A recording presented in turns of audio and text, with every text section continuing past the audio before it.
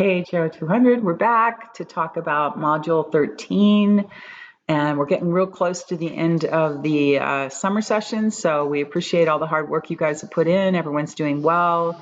I know it's hard taking a summer class and being on this accelerated schedule, so. Hey, but it'll be behind you, which is awesome. Yes, hang in there. You're almost to the finish line. Hey, didn't we do a good job with Brightspace? We did.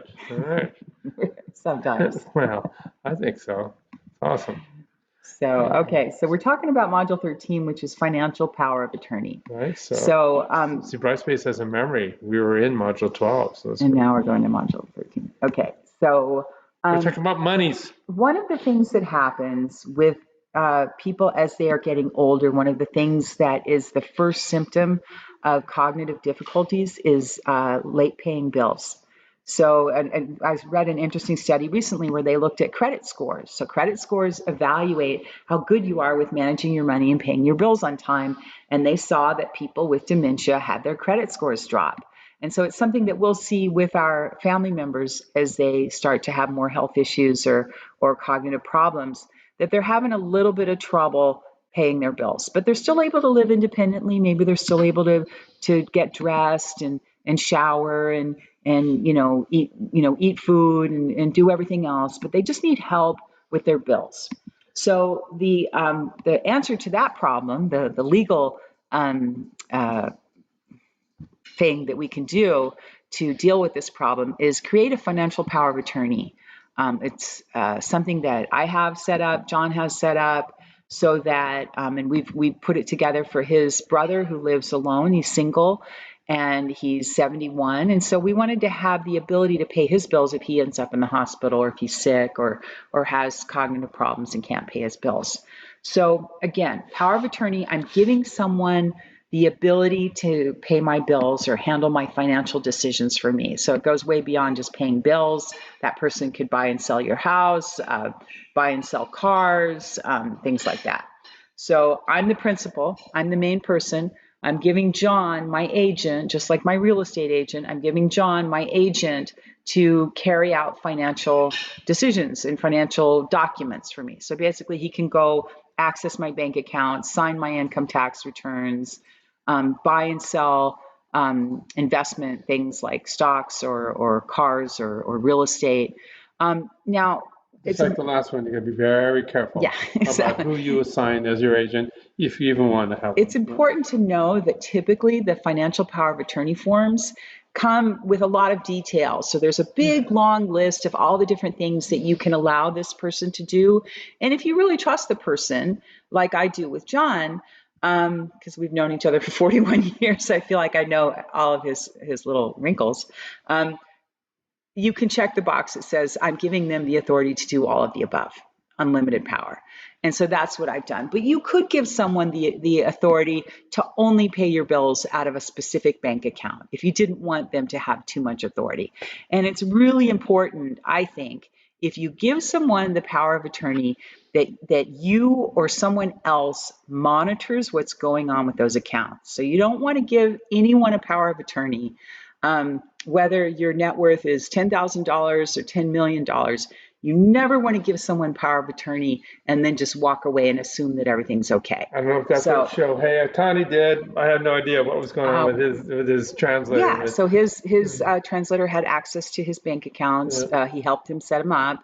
And then there were some other sketchy things that happened. Kareem and Prince. Kareem lost money. A lot of people have lost money. Yeah. So there's a couple different types of power of attorneys. I'll tell you which one's my personal favorite. There's a conventional power of attorney. So I can sign a power of attorney. It's effective today, and it ends when I become mentally incapacitated. So you might have a situation where you're getting ready to buy a home, but you're working and your work is going to send you out of town for 6 weeks. So you're not going to be available to sign documents. So you can give someone a power of attorney to sign those documents for you. I did that recently. My dad passed away. He lived in Louisiana outside of New Orleans, and he had a couple properties that we needed to sell. And I didn't want to have to fly back to New Orleans every time there was a close of escrow. So I had our estate attorney be the person that could go sign the documents when necessary, and that worked out great. you can have a springing power of attorney that only goes into effect when the principal, like me, the main person, becomes incapacitated. I don't love those because then you can get into a legal battle What's capacity? over whether the person has capacity or not. So if you have a lot of money, you probably don't want that either, because people will bicker over who has control. Then you have a durable power of attorney, which is what I have. So the second it's signed, it's in effect, and then it remains in effect until I die. So I've given John a durable power of attorney to handle all of my financial affairs. He's given me the same thing. And then if he's not able to act, my oldest son is number 2, my youngest son is number 3. So I have layers of protection. Number 4. Yes. I don't trust him. He would spend it all on toys. Trust is a big thing when Yes. you're doing this, my Yeah. friend. So who do you pick to be your agent?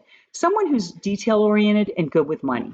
So you don't want to pick someone who has their own financial problems. You don't want to pick someone that has drug or alcohol problems. You don't want to pick someone that's unreliable. You want to pick someone that can carefully document and track expenses. And someone that you think will have your best interests at heart and isn't going to steal from you. Now, that person that you've made your agent, they don't have the right to your property. They don't own your house or own your car or own your bank account.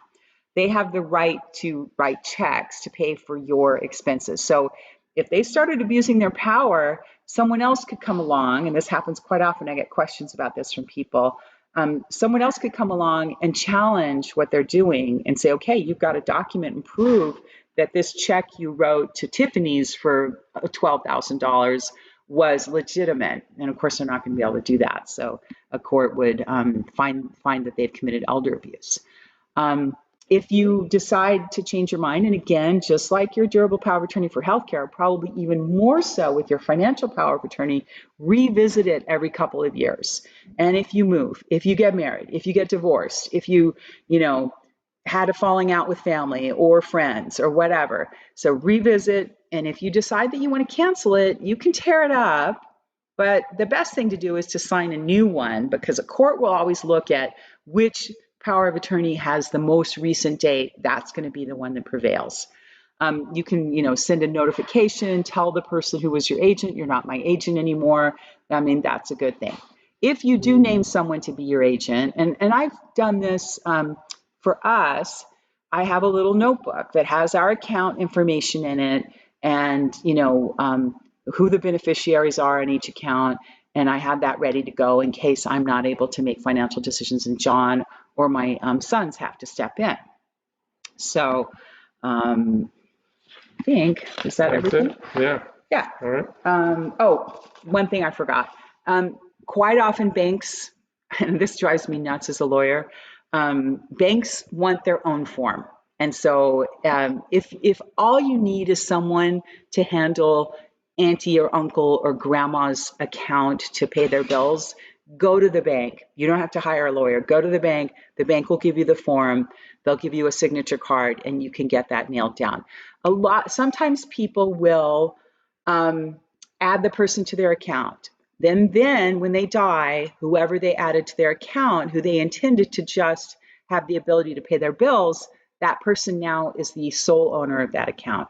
So if they didn't intend to leave all of their liquid assets in that account to one person, that will preempt any will. So even if their will says, I want my assets to be divided among all of my children, if you add someone to your account, they can go in and clean it out while you're still alive, and they are the sole owner when you die. So I don't recommend that as an option unless you really don't have any other choices. Look at elder abuse. Numero uno is financial. So let's talk elder abuse. We have this is your discussion, my friends. This is the discussion. We have an elder mistreatment center at USC that's pretty well known, and they've got some great graphics that I think really express what's going on with elder abuse. So we're seeing elder abuse is and I want to emphasize, it's not just a US problem. We're seeing elder abuse around the world, even in cultures where older people are revered and treated well and looked up to. And why is this happening? Because there's this tremendous pressure on people to take care of their parents, work a really demanding job. Maybe you've got kids too, and people are spread too thin. So caregivers are committing abuse because they're really just worn out and they're at their wits' end. So sometimes taking care of an older adult can be really, really challenging. So there's some new research that's been done at the School of Gerontology about the positive effect that providing support for caregivers can have in terms of reducing elder abuse. But go back up. Okay. So 1 in 10 people report elder abuse. The numbers are higher than that. People are very reluctant to report elder abuse. They're ashamed. Quite often the person abusing them is either a family member or a healthcare provider, so someone in a position of trust. The number one type of elder abuse that we see in the U.S. currently is financial abuse by a family member. Number 2 is neglect. Number 3 is emotional abuse. So scroll down. Okay. Most commonly, 90% were family members. So that could be an adult children, a spouse, maybe a grandchild, a nephew. You know, oftentimes grandma has her home and you've got a grandson or a nephew or a niece who doesn't have anywhere to live. So, okay, we'll work this out. You live with grandma and you take care of her. And then the person isn't really capable of taking care of the older person. I'm going to readjust these. Yeah, I tried fixing it's a wrinkle on Brightspace, and what I noticed is that if you go into the we'll fix it. If you go into the discussions through the activity drop-down menu, the graphics are fine, but if you go in through the content area, the graphics are not fine. There's this size limitation. I need to shrink it. So yeah. So anyway, so as I said before, 93% of elder abuse is not reported because people are ashamed and they're afraid.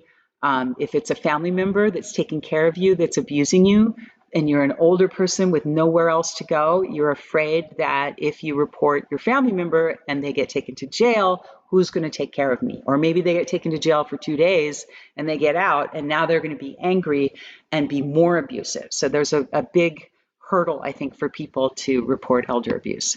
That's what we're talking about right there. Okay. All right, next. Dementia, people with dementia are very high risk. I think because they're seen as unreliable witnesses. So you might often have someone with dementia who says, oh, so-and-so did this to me or so-and-so did that to me. Maybe it's true, maybe it's not. But if you are around a family member or a loved one with dementia and they're showing up with bruises, broken glasses, marks on their wrists, things that just don't make sense to you, they're losing weight, maybe it doesn't seem like their medication is working well anymore, possibly because they're not getting it, pay attention. Those are all signs of elder abuse. We also see that elder abuse is highly correlated with higher mortality. So people who are self-neglecting, you can abuse yourself, self-neglecting are much more likely to die within a year. And even if you've survived a year, you're still much more likely to die than those that weren't a victim. If it's confirmed elder abuse, it's twice as likely. Suspected elder abuse, 1.4 times more likely. So yes, elder abuse can result in death. And I love this World Health Organization graphic because it really helps describe the different types of elder abuse. So, I think we commonly think of physical abuse where the person's being hit or shoved or hurt in some way. But another really important thing is psychological emotional abuse, where the person is being verbally abused. They're being told, you're useless, nobody loves you, nobody cares about you. These bad things are going to happen to you. Oftentimes the person's isolated, so other people come to see grandma and the person comes to the door and says, no, she's sleeping, she's not available. So if you have an older relative that all of a sudden no one's laid eyes on that older relative for a while, you should be concerned and you should be forcefully trying to get access to that person to make sure they're okay. Sexual abuse is less common. Oftentimes when we see sexual abuse, happens in facilities. It's happening in facilities. And in the facilities, particularly people who have dementia, they can be acting out sexually. So it can be one person with dementia acting out with another person with dementia, or the caregivers who work at the facility. So preying on people who have dementia who can't defend themselves. Financial abuse is very, very common by caregivers and by family members. We see, unfortunately, because in the economy of caregivers, particularly for unskilled caregivers, they don't get paid much. They'll come in, they'll start borrowing checks from the checkbook, they'll apply for a credit card in the person's name, they'll empty out the bank account. So this can happen, unfortunately, quite often. And then, of course, we see neglect, people that are just left to fend for themselves. Right. So it's most commonly family members and healthcare workers that we have to worry about. So this, I think, is really important. It's the World Health Organization study looking at what are the risk factors, both for the victim and the perpetrator. So unfortunately, we can't see the whole thing, but I know the answers to. Oh, you're looking at Desi again? He's very sweet. Very needy. Very sweet. Okay, go back up. Okay. So the risk factors, which you can see if you go into the, by going into the activities menu, going to see discussions and looking there, being in poor physical health, having a significant disability, being depressed, being low income. My law school professor used to always say, rich people get better stuff.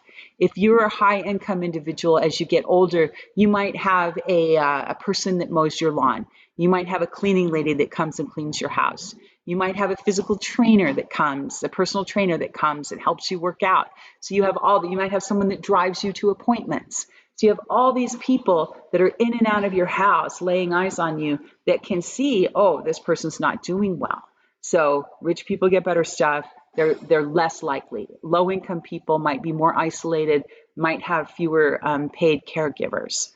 So those are all issues. For the individual who's the perpetrator, the person who's committing the elder abuse, it's not surprising that if they are depressed, they might not see other options. Hey, I'm broke, I'm unemployed, I'm living with grandma, she's driving me nuts, I don't see how I can get out of this, so I'm going to take out my frustration on her, as opposed to maybe finding another avenue. Drug and alcohol abuse is a risk factor, and being financially, emotionally, or related to the victim and dependent on the victim is also an issue. So the next thing, I just gave you some quotes from different people about, This is coming back, I promise. I figured it out. Yeah. Why are seniors targeted for financial abuse? Because they have more assets. And we are seeing so many scams right now where we're getting, and John and I get them frequently, the text messages where someone pretends that they know us, but they don't, things like that. I want to talk a little bit about loneliness. Loneliness is a really big deal in terms of longevity and health. Being lonely is the... Yeah, I can fix this. Okay. Watch. All right. Now keep talking. Okay. Loneliness is the equivalent of smoking 15 cigarettes a day. I wish you would do this right now. Go. Now we're just going to videotape us bickering. No. Watch. It's awesome.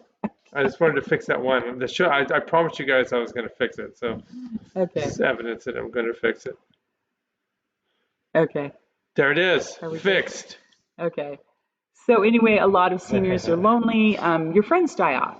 You may not be able to drive anymore, so you can't go to church or to play poker or to play bridge or to play golf or whatever it is that you used to do. You're not working full time anymore, so you've lost your work friends. So I do really encourage people, if you have family members that are older who are isolated, reach out to them, do a FaceTime, call them. Be that amazing, wonderful person that, just makes that person's day by reaching out to them. And we saw this in the pandemic when they were completely isolated because that was the rule ruling that happened. Yeah. So anyway, so we see the factors that increase isolation: being older than 80, having chronic health problems, so it's hard for you to get out, not having contact with family, being low income, so you can't pay people to help you out. And the fact that we have changing family structures, we have a lot more divorce. We have, in the US, it's very common, as happened in my family. My parents grew up in the Midwest. They ended up living in Louisiana outside New Orleans. I've been in California for, 35, 40 years. And so we were scattered all over the country. So there's a change in the family structure, and that makes it a little more difficult to have good family care. So, what are the solutions? Build communities that have better access to transportation, that are walk-friendly, age-friendly. Incorporate older people into your communities. Have volunteer opportunities. Having older people spending time with children, young children, is really great for both sides. Remember the whole concept of multi-gen interaction, whether it was housing. Well, this is one where you have daycare, where it's daycare in both ways, so they're watching the children are making their lives more fulfilling. Yeah, using tech. I am a huge fan of tech. My stepdad lives alone in Florida. He was a football player in college, really big guy, 6'3", really big, and he's a fall risk. So he has a little device that he got from his neighborhood community association, got a deal on it. So if he falls, he can press a button and they'll call his sister and it'll call for help. And so that gives me a little bit extra comfort. There's tech that allows you to know if the person didn't get out of bed, if they didn't open the refrigerator, if they didn't go to the bathroom, if they didn't take a shower. So smart tech can allow you from a distance to monitor and help and interact with the older people in your family. So, awesome. So there's your prompt. So our discussion is talk about elder abuse.